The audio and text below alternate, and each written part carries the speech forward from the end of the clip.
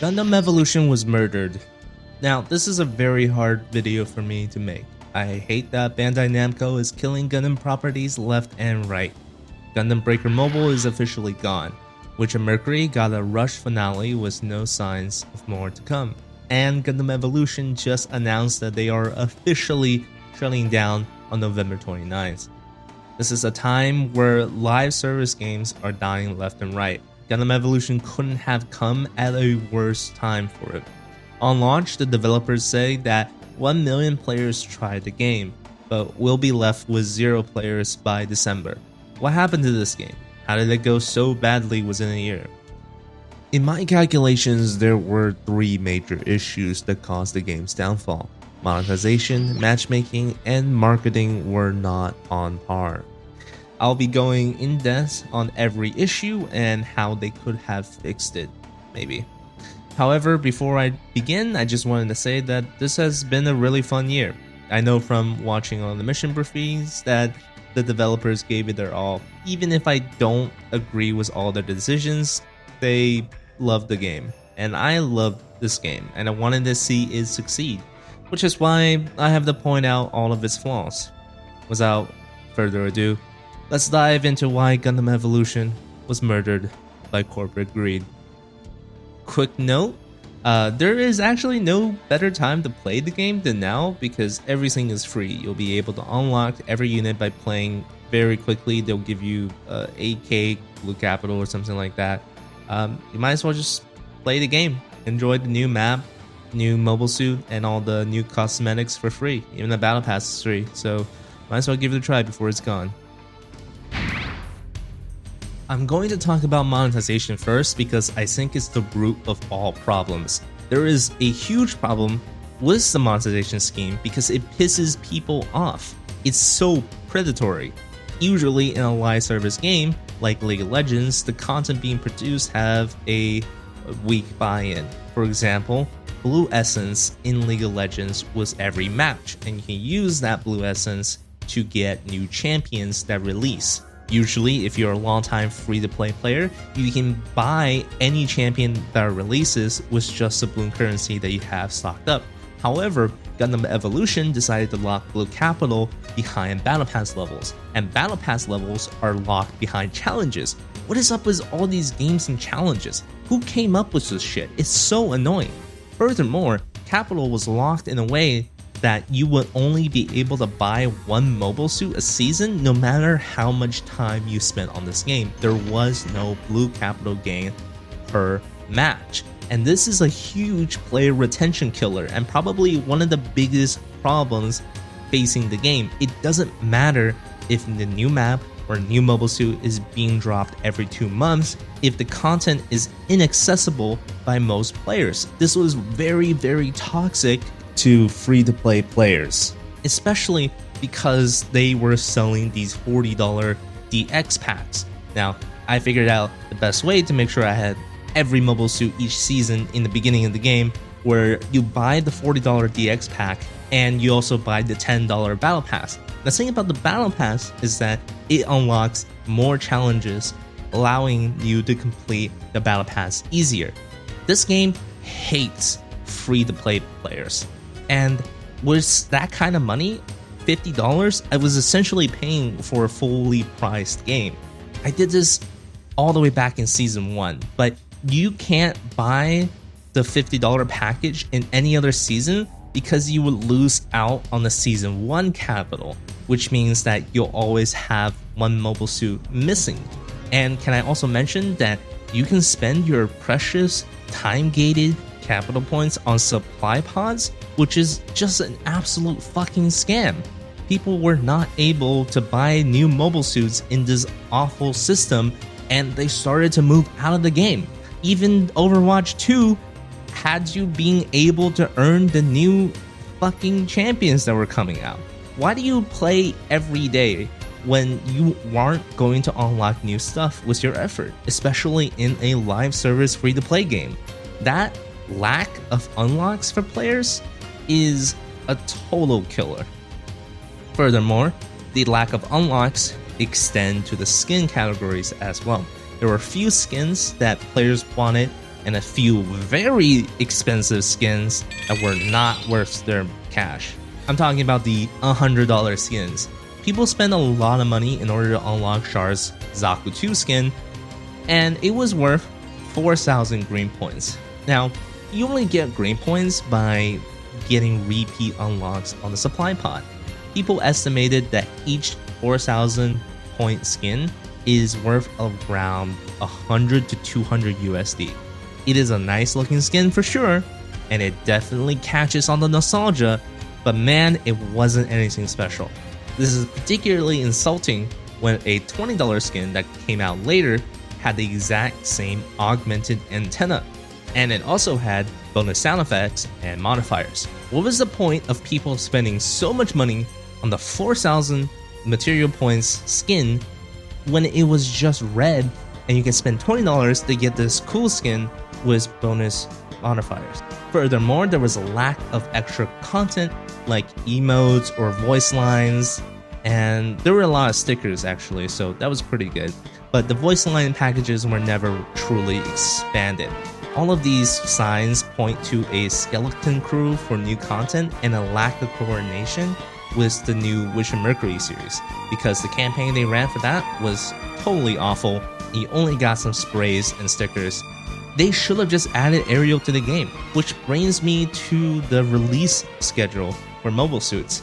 I understand that Hyperion is a good unit in-game, but man, nobody cared about it when it came out. Heavy Arms was definitely a heavy hitter of getting people interested in the game again, but it didn't work as well as they wanted it to. And I think what we needed was the Ariel. What we needed was another seed unit like the Strike Freedom or something like that. There's just not enough popular units in the game, and unfortunately we never even got like a G fighter representation anywhere here. I love the double O suits. The Dynamis is really cool. Susuano is really fun to play, but man, releasing them from back to back is a really awful decision. There was only one way to fix this. You know, the consumers are not dumb. They know when a game is trying to nickel and dime them, and Gundam Evolution definitely gave out too little and asked for too much in return.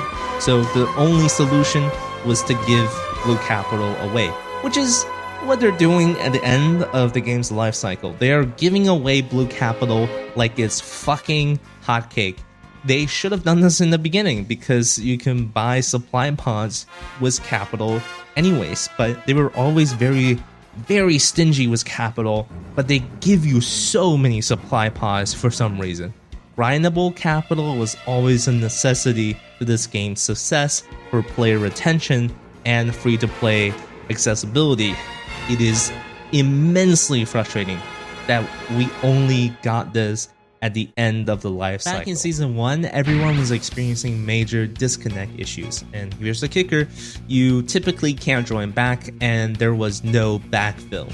Through the entirety of Season 1, players experienced heavy drops, and people got huge lever penalty timers up to days of bans. This was most likely never their fault, and the servers were broken on numerous occasions. I've had some of the best games ruined because either someone from my team or the enemy team dropped. Even after Season 2, where the disconnects were really toned down, the problem was never fixed entirely. In an online PvP game, having major connection issues is super stressful for the player base. Thus, many people discarded Gundam Evolution very early on. Not to mention that the rank system was completely busted with the tiny point gains, and some estimated that you would need 200 games to rank up once.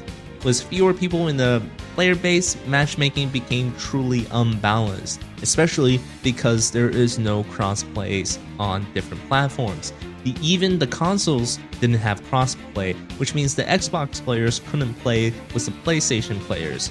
Now, there were some concerns about balancing between PC and console. However, you can't tell me that Xbox players can't play with PlayStation players because that was a balance issue. These are basic parts of any online multiplayer shooter these days. It feels like Bandai was working was a 10-year-old business plan when they didn't decide to include crossplay. The player base is obviously split, and the matchmaking quality really suffers from that. The server regions also got merged because there weren't enough players in each respective region. When the people of unranked matches run into new type ranked people in casual matchmaking, you know there's something wrong with the system. I think I say this for all of us, but I hate new type o'clock. I think that matchmaking was a big part of why some people dropped in the beginning of the game, but I know games with bad netcodes have stayed around longer than Gundam Evolution. It was very ambitious for the development team to run 4 different servers on their own, and Bandai has never done anything like this before. They were very ambitious with the broad application of servers. With no prior experience running multiplayer games, Gundam Evolution servers were pretty much destined to fail. And because they wanted to launch on consoles as well, they didn't use Steam servers for anything. There was just something about Bandai Namco and server issues that keep repeating themselves because it happened in GBO2 as well. I think the best thing to do here was just limit the scope of Gundam Evolution. Like Icarus, they flew too high and it crashed down on them on day 1.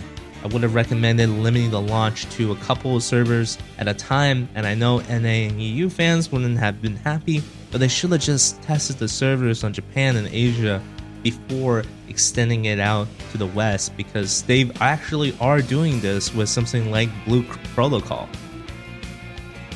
The popular conception is that Gundam Evolution had no marketing, and that's why the game failed. I'm here to challenge that notion.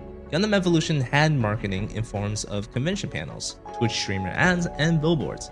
It's definitely not traditional video game marketing for sure, but I don't think it was the type of marketing that they need. The convention panels, in my opinion, were kinda cringe. The source? Me. I was there in one of their anime convention panels. The convention panels consisted of 2 people, the marketing lead and Vampy Bitme, the cosplayer. They spoke about the game and gave out some gunpla at the end. They showed off the GunEvo trailers, and I remembered that it wasn't something that people were excited or clapping for. I was the one asking questions about the game at the end, and out of everyone that had a question, none of them were being answered honestly. It was always just check our website or follow our Twitter. I had a question about the soundtrack of the game, and I asked them if they were ever going to release the original soundtracks from the anime. And my question about the soundtrack was mostly deflected.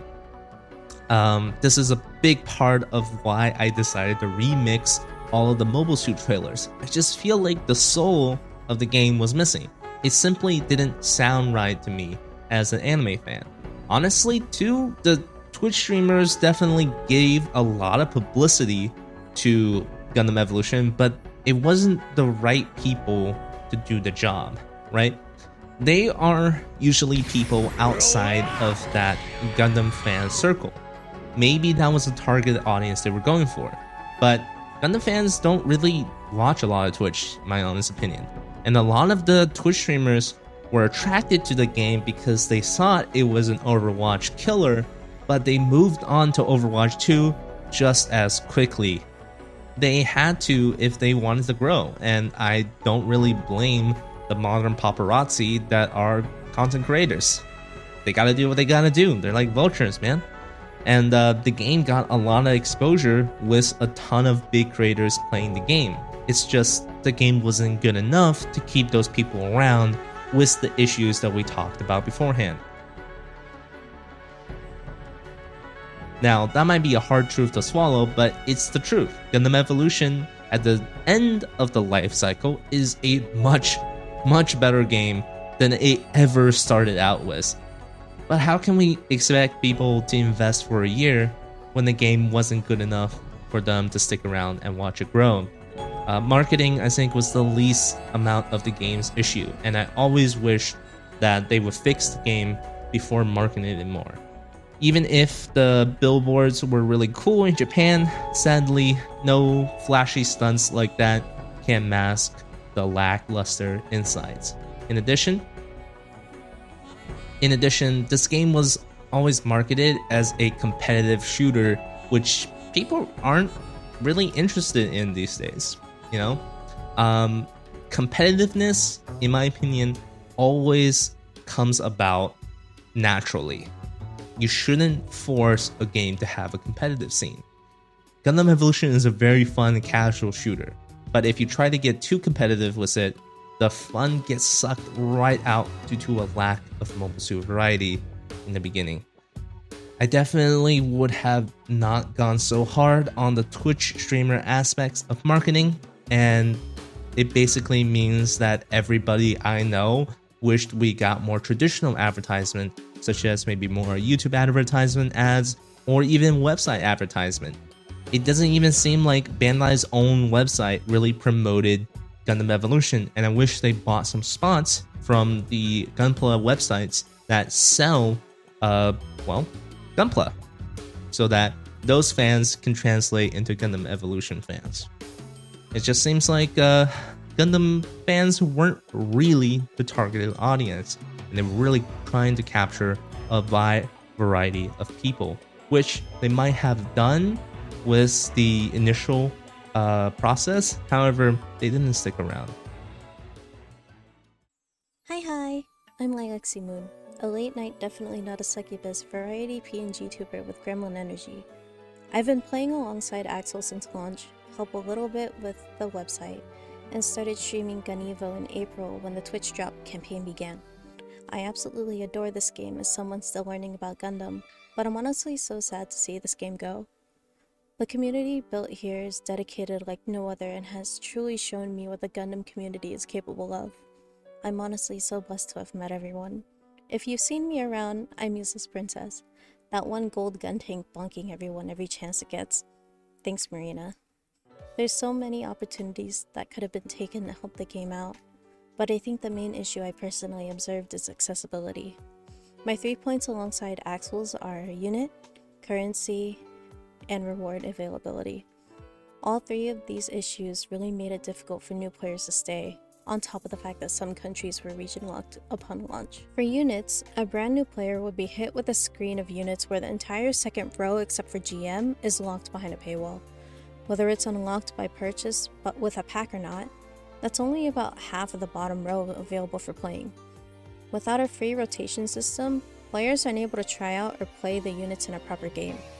Yes, customs technically exist, but only the shooting range in practice allows you to use any unit you want. This is an entirely different feeling from being in-game. For example, I can use melee comfortably in practice, but you will never see me pull up melee out in the middle of a game simply due to the feeling of feeding. Players won't know which units to save for if they can't properly test out which units they fit best. If a 2 to 4 free unit rotation every week was available and regularly scrambled, it would give players more units to play and encourage them to continue and save up for the unit they took a liking to. This leads to the issue of currency. One unit is a little less than 2,000 blue capital. However, you can only obtain blue capital through the battle pass, gifts from the devs, maintenance, events, or drops. Drops will go into depth later.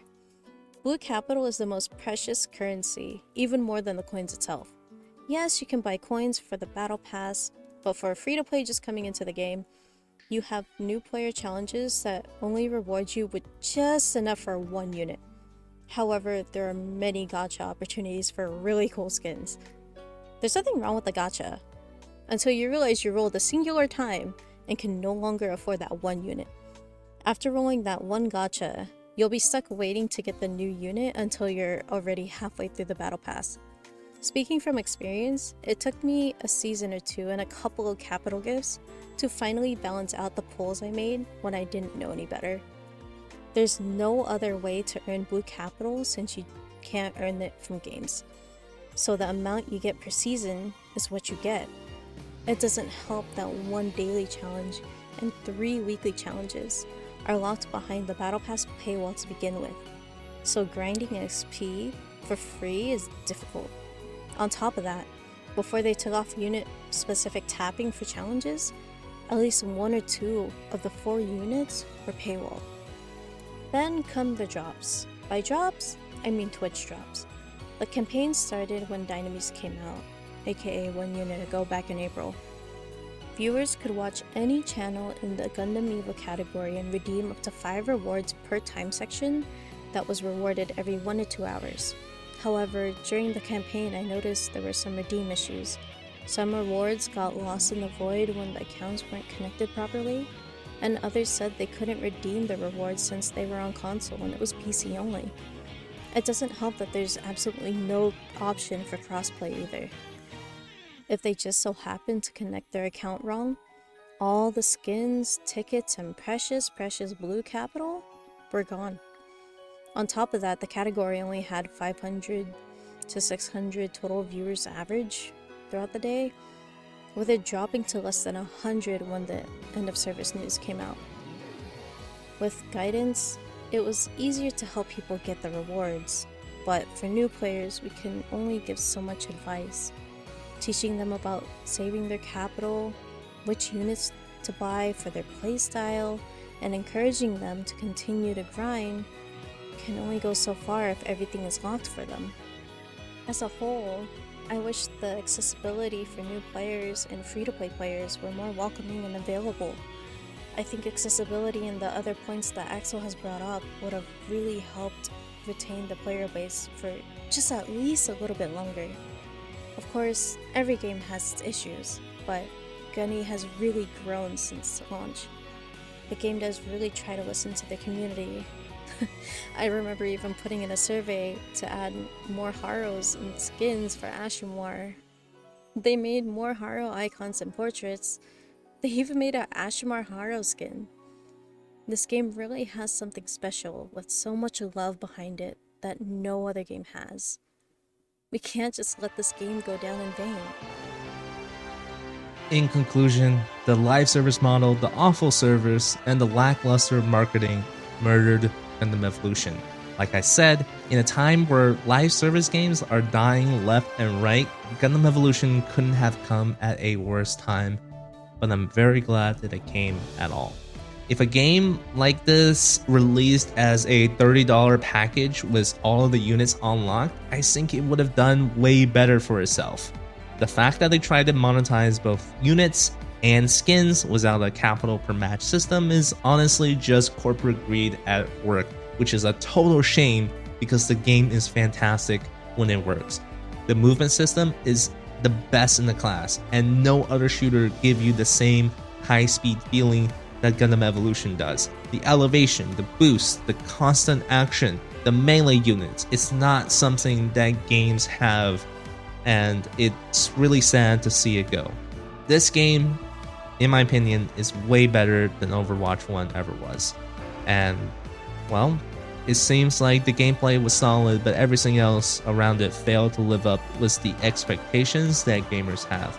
I just wanted to say that Bandai's lack of foresight really killed this game. But damn, Gundam Evolution isn't going away without a fight. Like I said before, this is really the best time to play the game. The amount of new content they are releasing at the end for free without even monetizing any of it is just amazing, and huge respects to the dev for that. I'm gonna be playing till the very end. Thank you to all the people that supported me until this point. I'll be working on guides and the website until Gundam Evolution's end. I paid for the full year of website fees, so I will be keeping the Gundam Evolution database online until January.